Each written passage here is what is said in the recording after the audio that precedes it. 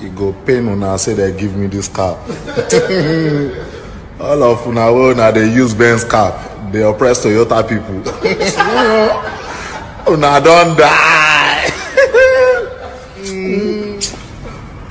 Show me the polo. Show me the polo. Show me the polo. In this very video, we are going to be taking a look at the top richest Yahoo boys that we have in Nigeria and their current state of affairs today.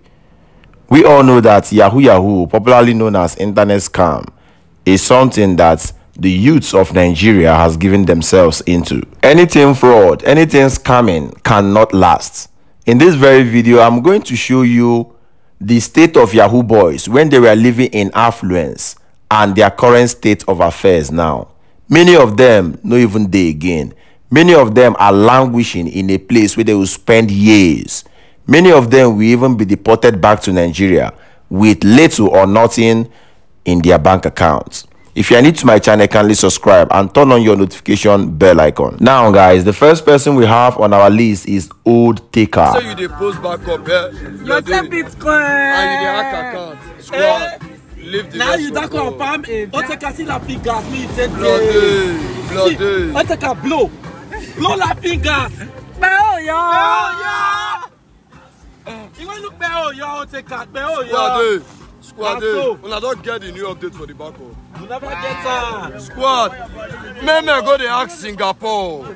Many of you won't believe that this guy on a red top that is collecting money as though he's even begging for it was actually one of the reigning Yahoo boys in Benin. His name is Old Taker. Old Taker that time was profound in bombing Singapore and Korea. Old Taker didn't do Yahoo Plus. All that he got from his scamming activities was using his IQ.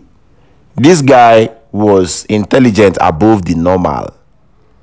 Old Taker in an interview said that he has gotten 25k dollars. That the highest he has gotten from the scamming business is $50,000. But when Hushpuppi wasn't actually reigning like that, Old Taker was one of the reigning Yahoo boys in Benin. This guy was the role model of other Yahoo boys, but now look at his life. Substance abuse, lavish lifestyle, too much spending on women were some of the things that finished Old Taker's money. Currently, Old Taker is undergoing rehabilitation in Benin, Nigeria. Now, the youths of Benin, particularly Yahoo boys, are trying to bring him back to the game. Una see him, somebody that was once the richest. See where he is now. The next person that we'll have is Otumba Cash. Otumba Cash is one of the most celebrated Yahoo boys in Nigeria. Even Davido, Nice, or Femi sing about this very young man. Otumba Cash was arrested in Istanbul, Turkey, and with him we have found 17 mobile phones.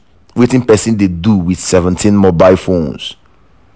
Otumba Cash was a member of an international crime network. He was arrested after international police, popularly known as the Interpol, received a tip-off from Denmark about a ring of fraudsters that scammed $1.4 million through wire fraud and another format known as the business email compromise. Now, what these Yahoo boys does is that sometimes they have an insider in an establishment that they want to scam. Now, that insider is going to provide the Yahoo boys with informations about transactions that the company is about to make. Now, what these Yahoo boys does is that when a payment voucher is being sent from a creditor's account to the company's account, this Yahoo boy will intercept that very information as it is flying online. Omo, how did they do am? Me sef, it dey confuse me. So they would do this instead of the company receiving the payment voucher.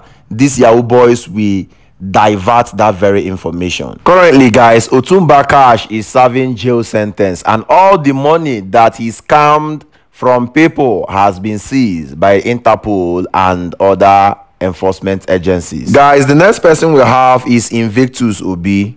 Obinwanne Okeke is a Nigerian entrepreneur and a tech guru who was convicted for fraud in the United States of America.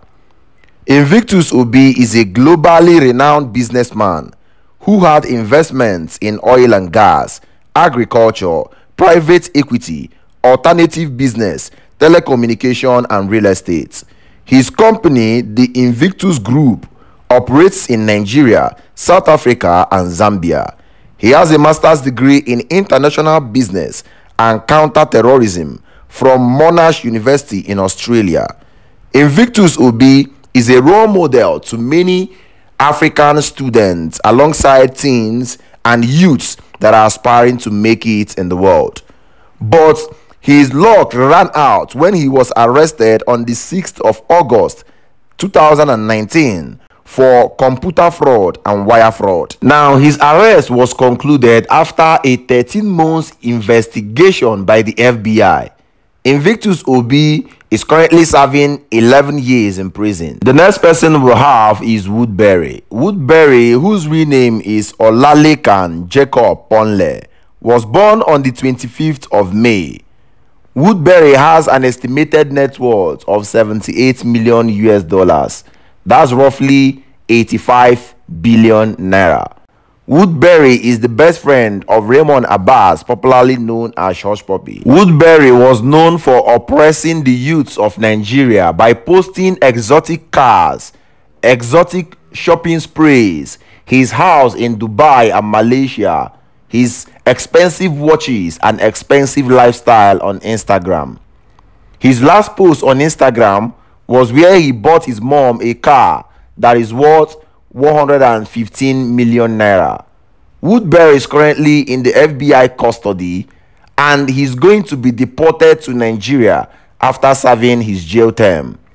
Woodbury was arrested for scamming people off of 8 million US dollars. When it comes to internet scamming in Africa, the godfather of scamming is known as Hushpuppi, Raymond Abbas.